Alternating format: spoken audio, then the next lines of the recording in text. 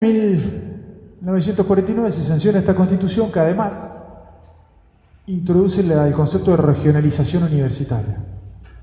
La constitución del 49 dice que las universidades tienen que regionalizarse. Y esta es la idea que aplica el plan Tacchini. Tacchini era decano de Ciencias Exactas, y después es un hombre fuerte en el gobierno que va de Livingston a Lanús, Onganía, Livingston, Lanús, y crea todo un plan de expansión universitaria, incluyendo la Universidad de Misiones, la de Río Cuarto, que son universidades federales que se alejan de los grandes núcleos urbanos, que era donde creaba la oligarquía las universidades, porque ahí habitaban los hijos de las clases altas, y que empiezan a crear carreras y líneas de investigación en función de las condiciones regionales. Esta es una idea de la Constitución del 49. La Constitución del 49 dice que las universidades son regionales, el Estado va a otorgar becas y las universidades tienen que dar doctrina nacional porque están formando la dirigencia política. Y en esto es así. A mucha gente le parecía fuerte esa idea que se diga que las universidades tienen que formar en la nación. Pero las universidades forman a la clase dirigente. Y vos le podés dar una doctrina nacional y social y popular, o le podés dar otra liberal. Ahí tenés los muchachos del cardenal Newman, ellos también forman la clase dirigente. Y ellos no dudan. El cardenal Newman no le da vergüenza decir que está formando la clase dirigente y que le baja línea. Y tampoco va a dudar las universidades privadas. No sé, Mauricio, ¿cuál fue? Una privada. Y no creo que ninguno de ellos le dé vergüenza decir esto.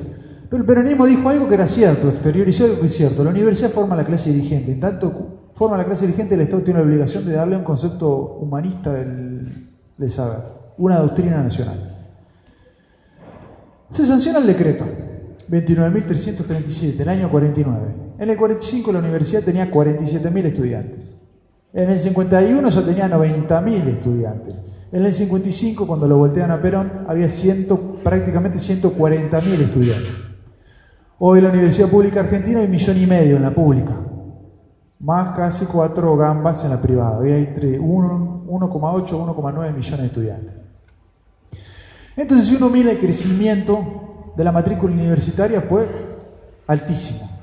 Y de esa época hasta ahora la matrícula universitaria creció sin parar, exceptuando las dictaduras. En el único momento que cae la matrícula estudiantil es en las dictaduras, hasta el punto que de la década del 50 al 2010 la población argentina creció 134%. Desde el 50 al 2010 la cantidad de gente que vive en la Argentina creció 134%, se duplicó y un poquito más. La matrícula universitaria aumentó 2.040%. O sea, desde los 50, el esquema de democratización de la universidad, vía gratuidad, vía eliminación de cursos de ingreso, vía creación de nuevas universidades, insisto, aumentó 2.000%. Entonces con el peronismo se prácticamente triplica la matrícula universitaria. Eso tiene connotaciones sociales. Al trabajador por primera vez le generaste condiciones de ascenso social, para que el hijo de ese trabajador viva mejor que los padres y el nieto de ese trabajador viva mejor que sus abuelos. Hasta ese momento la universidad se pensaba al revés. La educación superior era un instrumento para cristalizar la relación de clase. Los hijos de la oligarquía son los hijos de la oligarquía, los hijos del pobre son los hijos del pobre. En eso el liberalismo tiene conciencia de clase, clara conciencia de clase. Los que no tienen conciencia de clase son los sectores populares, ¿sabes? El liberalismo no duda. Entonces, la gratuidad permite, insisto, masificar y cambiar el contenido social de la universidad. El cambio del contenido social de la universidad te explica la década del 60 y el 70. A veces hay mucha gente que quiere explicar los conflictos de los 60 desde la Revolución Cubana, como una idea que hay un proceso político exógeno que culturalmente influye. Claro que la Revolución Cubana influyó, fue muy importante, principalmente en los sectores medios, de tradición de izquierda más que nada. Ahora, hay otro proceso que es endógeno dentro de la revolución, que es la vinculación entre el trabajador y la clase media. De ahí se generan las condiciones del proceso de nacionalización de los sectores medios. Esto lo dijo Schiaretti, el gobernador de Córdoba, ni siquiera lo inventé yo, que el cordobazo se explica por la gratuidad universitaria. Y si bien, claro, el cordobazo se explica por un montón de cosas, ¿no? Además de la gratuidad universitaria. Una es esa, claro. que es el proceso inverso que estamos viviendo nosotros en Argentina, donde cada vez más vamos a una educación de clase, donde la clase alta vive en un country privado, con una educación de country privado, y va a un espacio de esparcimiento y salen los fines de semana del country privado y se visten como en country privado y piensan como en country privado. Y cuando llegan al gobierno, gobierna como country privado. O te pensás que es casualidad que gobierne como gobierna la gente del Cardenal Newman. Si no conocen, no saben de lo que están hablando. Son los hijos de la élite, de la oligarquía. Ni siquiera por conciencia, porque podían ser los hijos por conciencia, sino simplemente por herencia. Porque vos podés ser de la clase baja y tener conciencia oligárquica. Ahora, pero podés adoptarla. Nosotros hoy tenemos una conducción política que hereda su condición oligárquica. Y que posiblemente, si le damos otra alternativa cultural, no digo que cambie 100%, pero por lo menos tiene la posibilidad para. Yo no me acuerdo que era Pratt Guy, me acuerdo cuando el tipo hablaba de la inflación y el precio de la pizza, ¿se acuerdan? Y cuando Pratt Guy quería explicar, no sé qué carajo quería explicar con el precio de la pizza, pero él decía, no, una pizza vale 100 mangos, ponele. Y en el conurbano donde vivo yo valía 25 pesos la pizza. No sabía ni el valor de la pizza, Pratt Guy. Entonces, la función social de la revolución justicialista vía la universidad fue muy importante, porque generó algo que hoy nosotros no deberíamos preocuparnos mucho más seriamente en la educación pública, media, que cada vez es más clasista. Y esto también da un cambio político fuerte, no solo para el conflicto social, sino la dirigencia. Argentina empieza a cambiar el componente de clase de su dirigencia. Ya los dirigentes no son los terratenientes, los parientes de los dueños de las empresas, los familiares de las multinacionales, sino que nosotros vamos a un país donde la clase dirigente sale de la clase baja. Y este proceso después se va a continuar con la creación de universidades nuevas, muchas en el conurbano, donde uno le pregunta a los pibes, che, ¿tus viejos estudiaron? Y entre 8 y 9 de cada 10 te dicen, no, ni mi viejo ni mis abuelos. Y yo les juro que voy a ir terminando. Ahora, hay otro proceso que se venía dando, que es la modificación de la matrícula en las escuelas medias. Y en el año 1952 sale un decreto, que es el 4493, que declara la gratuidad de todo el sistema educativo. Hasta el 49 en Argentina se pagaba la universidad y la escuela secundaria. Desde el 49 hasta el 52 la universidad no, la secundaria sí. En el 52 se hace gratuita la escuela secundaria. Entonces, cuando uno miraba el aumento de la matrícula, por acá tengo los números de la escuela secundaria, era terrible. En el 45 había 164.000 estudiantes, en el 55 había casi 380.000 estudiantes. Entonces, este era un proceso, insisto, que excedía la mera universidad. Era un proyecto más integral. Entonces, la universidad gratuita también era un instrumento ¿para qué? Para atajar el proceso de expansión altísima que se estaba dando en la escuela secundaria. E incluso la Universidad Obrera atajaba a los egresados de las escuelas industriales. En el 45 había 23.000 estudiantes en las escuelas técnicas, en el 55 había más de 76.000. Entonces también la gratuidad universitaria era una forma de contener lo que era el proceso de masificación de la escuela media. Y en el 52 aparece el segundo plan quinquenal. El primero iba del 47 al 51, este segundo iba del 52 al 57, queda trunco con la contrarrevolución. El plan quinquenal dice la universidad va a ser gratis, definitivamente, a diferencia del primer plan quinquenal que decía va a ser gratis, pero para los que no lo puedan pagar. El 52 dice la universidad gratis, no importa tu condición de clase, no importa tu situación social, ni tu origen étnico, no importa. Y el segundo plan quinquenal suponía que la matrícula iba a aumentar a 200.000 estudiantes para el 57, y eso en realidad se alcanza recién en el 65. En el 53 se eliminan los cursos de ingreso. 1953 es lo que ya les comenté. Y en el año 1954 se sanciona la ley 14.297 del 54. La primera ley universitaria de peronismo era del 47. Esta es del 54. Ustedes dicen, ¿por qué carajo? Digo, nada cambia. Y porque del 47, en el 49 estaba la gratuidad. Entonces la ley del 54 es la primera ley, porque lo anterior era un decreto que dice la universidad gratis. La ley del 54 era posterior a la Constitución del 49, entonces dice las universidades son regionales. La ley del 54 es espectacular. La ley del 54 dice las universidades tienen que crear centros para graduados. tienen que introducir posgrados para graduados. La ley del 54 es sumamente avanzada. Dice, las universidades son regionales. Entonces una ley, la del 54, insisto, que regionaliza la universidad, sigue la línea de la Constitución y de los planes quinquenales y plantea la gratuidad. Y en el 55 hay un golpe de Estado. Y con esto ya termino. Después del 55 se derogan las leyes y se gobierna con un decreto con fuerza de ley. Este es un gobierno que sanciona al Aramburu.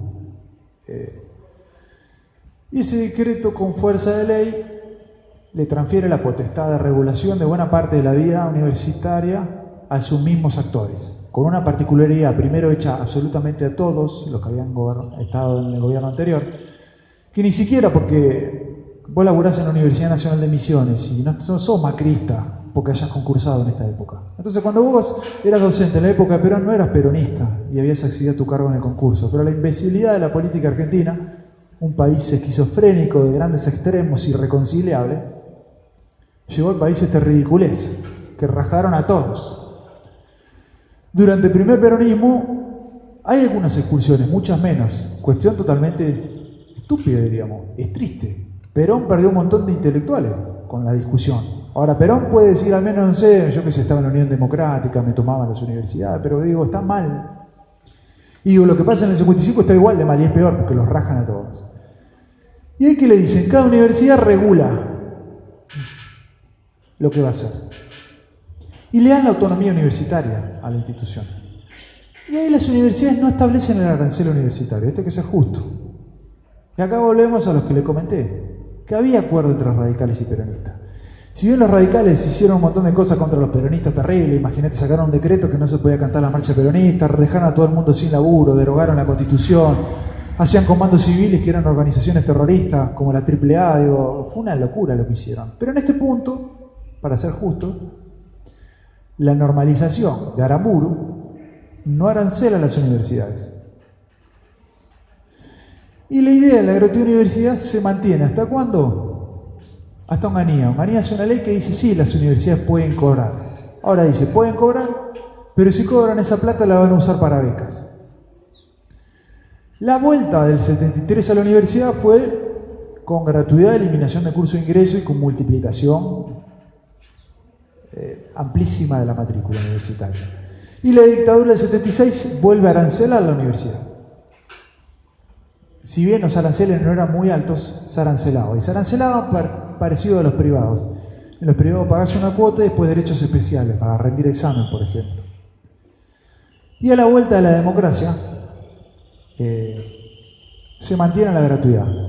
Y la ley del 95, si uno mira la historia de la legislación universitaria, hay pocas. En los gobiernos liberales del siglo XIX hicieron una, la del 85, 1885. El peronismo hizo 3, 47, 54 y 74.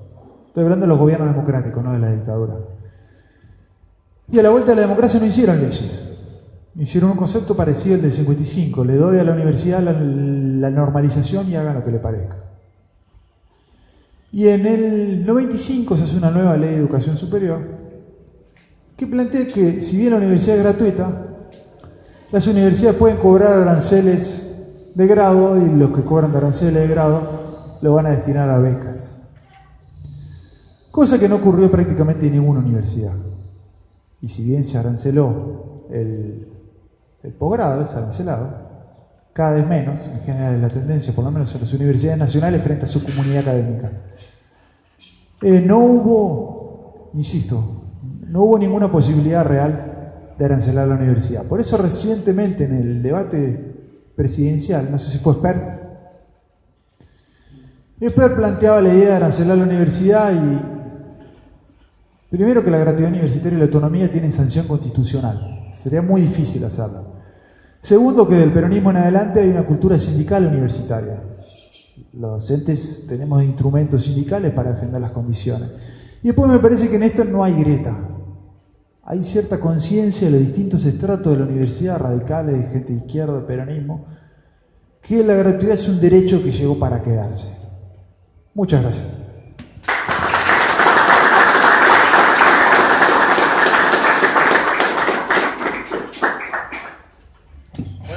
María, ¿alguien quiere hacer una aporte, una pregunta? Te abrimos el espacio. ¿Leo?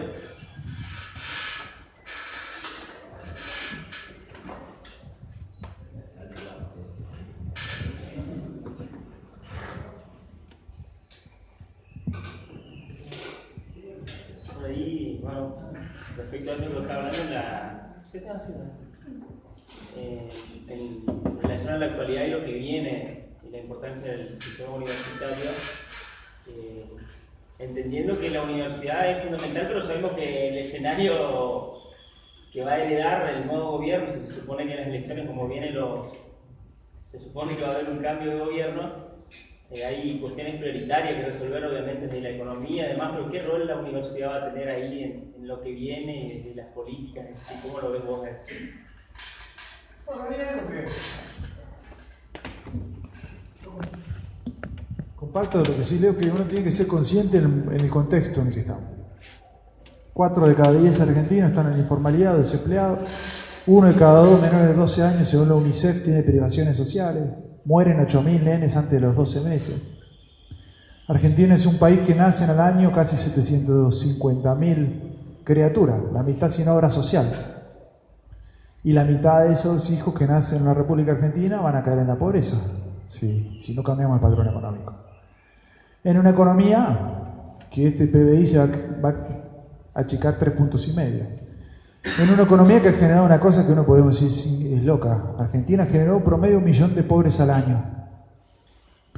Endeudó el país en un promedio de 30.000 millones de dólares al año. Y fugó del país en 4 años 70.000 millones de dólares al año. Es estúpido. Vos cerraron tu casa, en tu economía familiar, tenés una deuda fabulosa y no compraste ni una televisión, ni te fuiste de vacaciones, ni llenaste el changuito.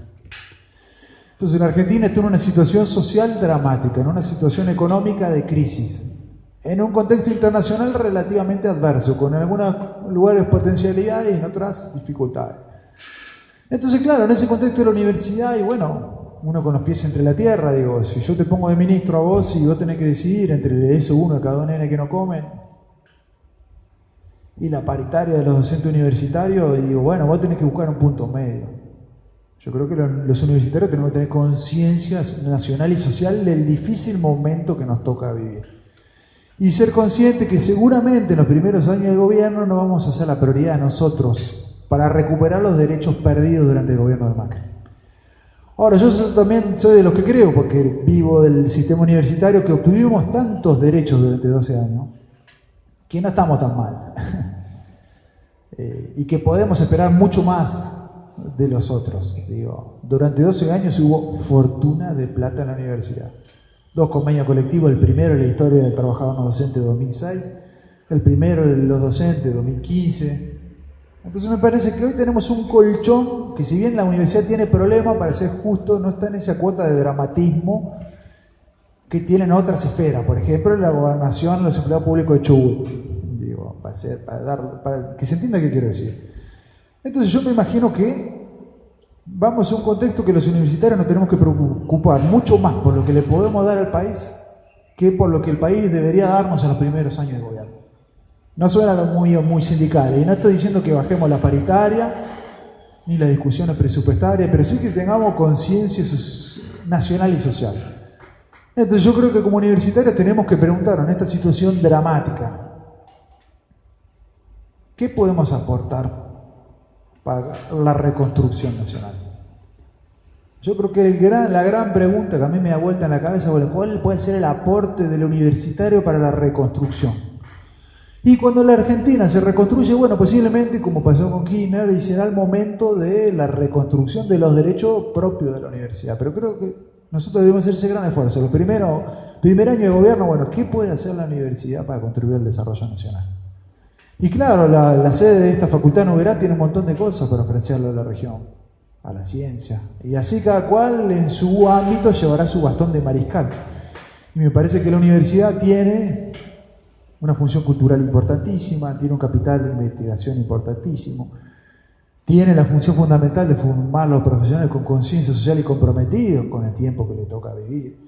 Tiene organizaciones sindicales que tienen muchísimo para darle. Vamos a un gobierno de coalición nacional, vamos a hacer un pacto social y bueno, A mí me gustaría que nuestros sindicatos sean el eje de ese nuevo pacto social. Insisto, que generen una condición de dignidad para el universitario, pero sin pasarnos de rosca, porque si no, la universidad deja de ser, insisto, nacional y popular y se puede convertir en una oligarquía. Entonces, insisto, creo que tenemos que discutir cuáles van a ser los aportes nuestros para la reconstrucción y tenemos muchísimo para dar, muchísimo. Y cuando se acomode el país será el momento nuestro de pedir. Que no me escuche mi jefe, Yo en clave hacia lo que terminaste recién, a mí me pareció muy interesante tu clave interpretativa del cordobazo.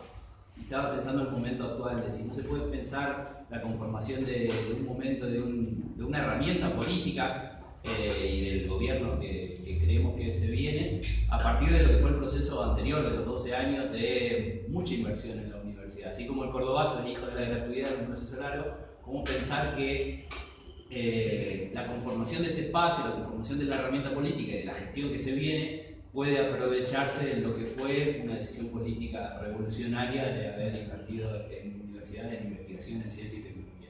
Incluso la universidad nuestra actual me parece que tuvo la suerte, Néstor, tuvo la suerte, digo, bueno, porque también tuvo la suerte y también la desgracia, porque la generación del 70 tuvo la suerte de evitarle los problemas que tuvo Perón entre el enfrentamiento de los sectores medios y los sectores trabajadores.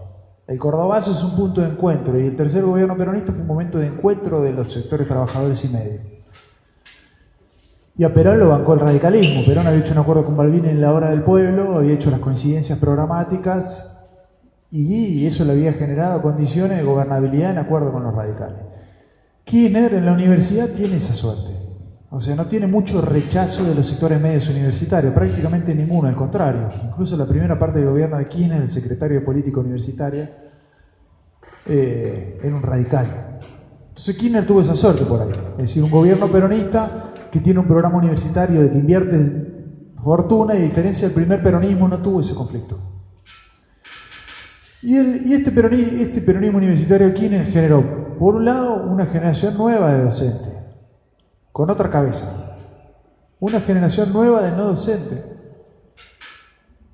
O sea, nosotros tenemos hoy que los sectores trabajadores y la generación nueva, docente y no docente de la Universidad Argentina del kirchnerismo es otra.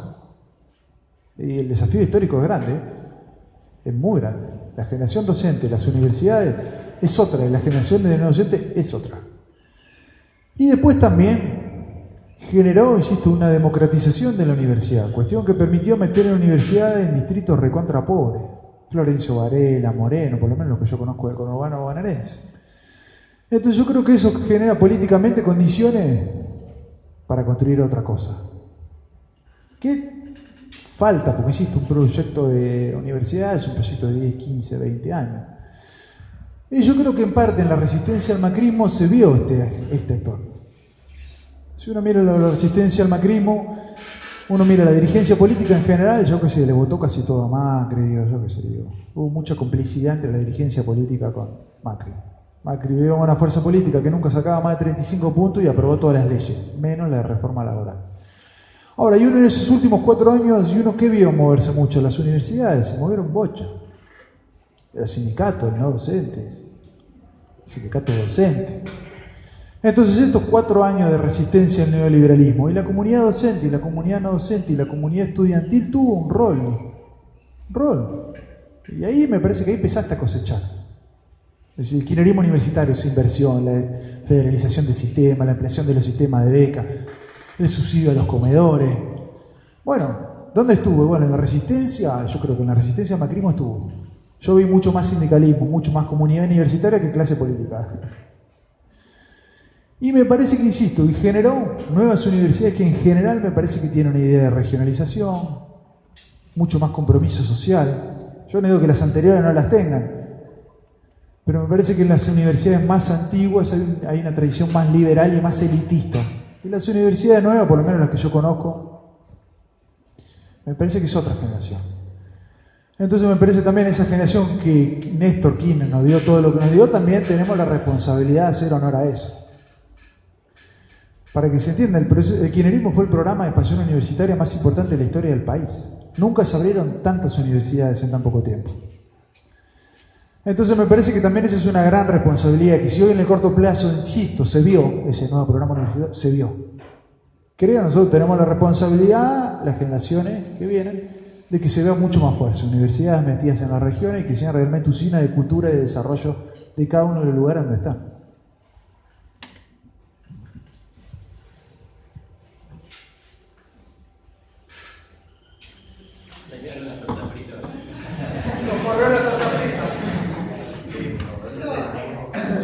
A mí me sugiere una pregunta que es un poco de lo que hablábamos ahí cuando estábamos antes de arrancar con la charla. Si bien nosotros ahora se viene una etapa de un nuevo contacto social, probablemente, habrá que esperar el proceso de regulamiento, pero todo indica que lo vamos hacia ese lugar, y hay actores en todos los ámbitos educativos, digo que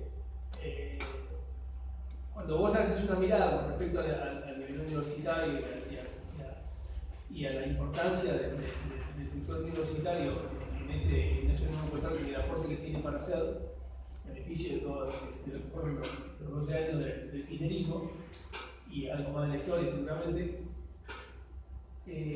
hay una cuestión que pasa también en la formación primaria, secundaria, que es, no te diría antagónica, pero parece que no hubiera una misma línea en ese sentido, que en definitiva es la base para después el proceso universitario del estudiantado. Y que le hace a la formación también del pensamiento de aquellos nuevos universitarios que tal vez tienen en esas primeras instancias de llegar al estudio y empezar a desarrollar un pensamiento propio, un formato, y cuando se llegan a la universidad hay una diferencia bastante sustancial. Mi pregunta frente a eso es, ¿no sería muy importante tratar de vincular al nuevo pacto social también una reforma profunda en términos educativos desde los inicios? Bueno, no sé, si incluso uno lo piensa en términos históricos. Una de las cuestiones que hay que reconocerle a Julio Argentino Roca es la vocación de crear un Estado nacional. Hasta ese momento, por una cuestión de distancia incluso geográfica o histórica, la fundación de la ciudad en el interior,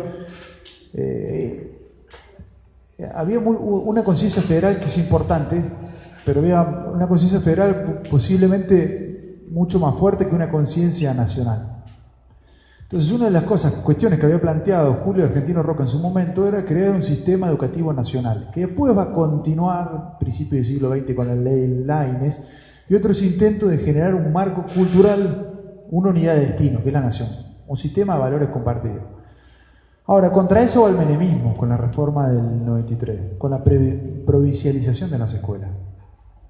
¿Qué podemos decir? Es una vuelta a un concepto de Estado preperonista o prerroquista. Entonces vos hoy tenés un subsistema primario y secundario que te lo administra la provincia, que cada vez está más estratificado. Cada vez es más habitual que los sectores de clase media manden a sus hijos a la privada. Hoy tenemos un problema serio de la educación pública, incluso hasta un fracaso en buena medida de la educación pública. Y en la provincia de Buenos Aires, donde yo vivo, la única educación privada accesible es la que está subsidiada por la iglesia, las escuelas parroquiales. Entonces vos hoy tenés en provincia de Buenos Aires, insisto, un sistema profundamente clasista. Y el sistema público cada vez más, principalmente los grandes núcleos urbanos, van los hijos de los pobres. Ahora, si vos querés cambiar eso, por un lado vas a tener resistencia de las provincias, innegablemente. Algunas legítimas y otras posiblemente no tanto. Yo creo en el federalismo.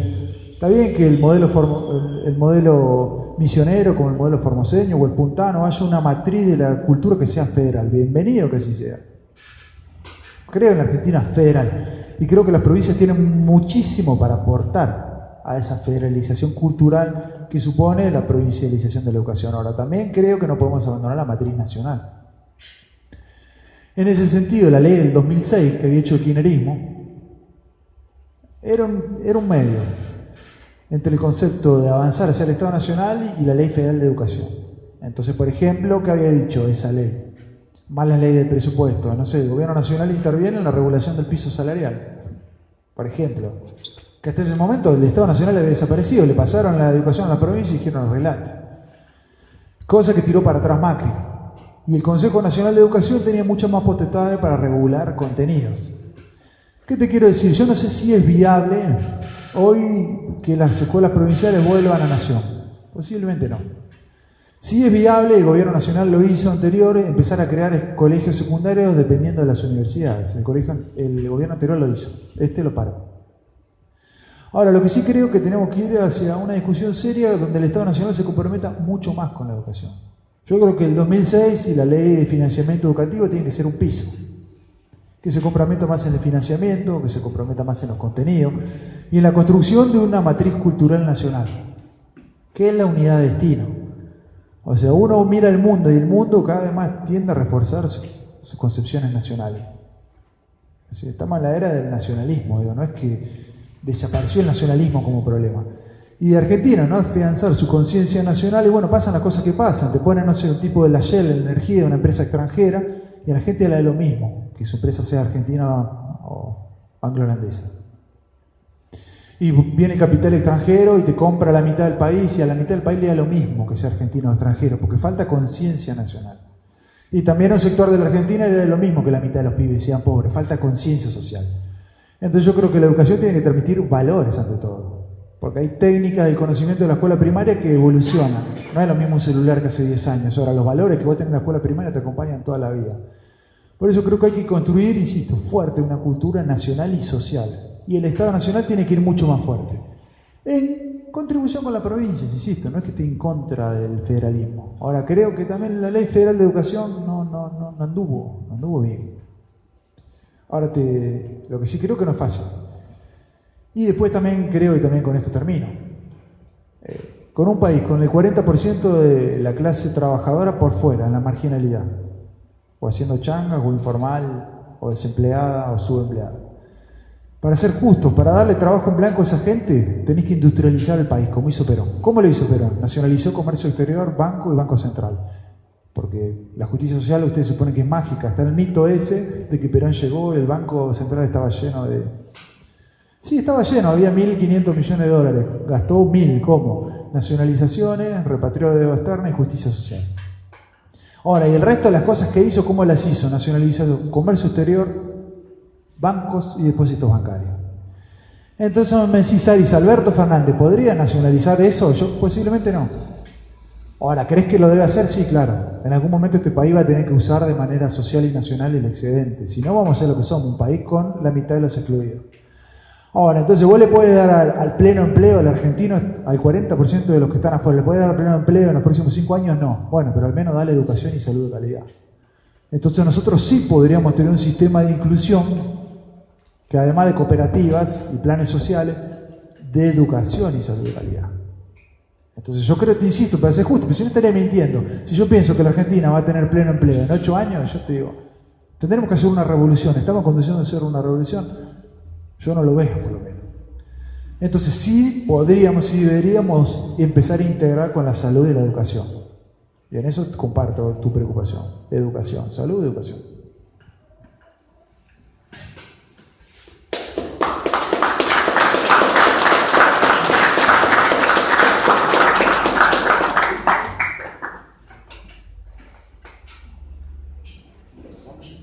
No se usa la ropa fina. Yo voy a levantar la ropa.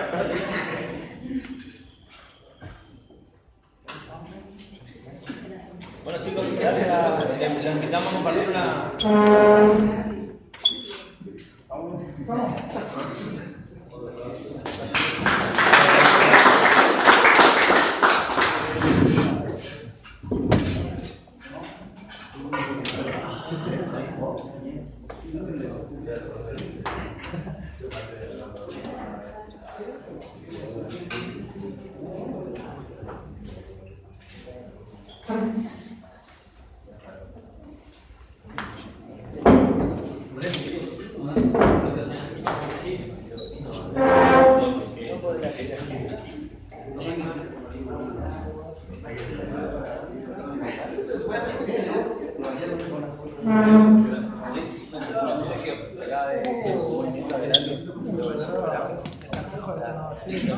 Tierra, trabajo y justicia.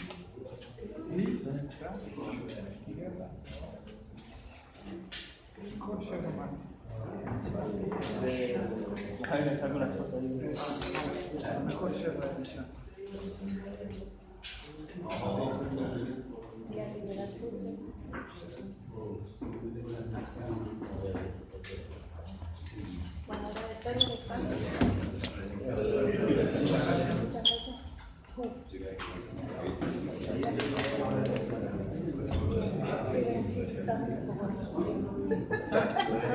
Además, fidelización pasó cambiando demasiado fuerte. Muchísimas gracias. Lo que lleva mejor lleva de Luciana. También el nombre te convence. Tierra, trabajo y justicia. Tierra, trabajo y justicia. Cooperativa. Para nada.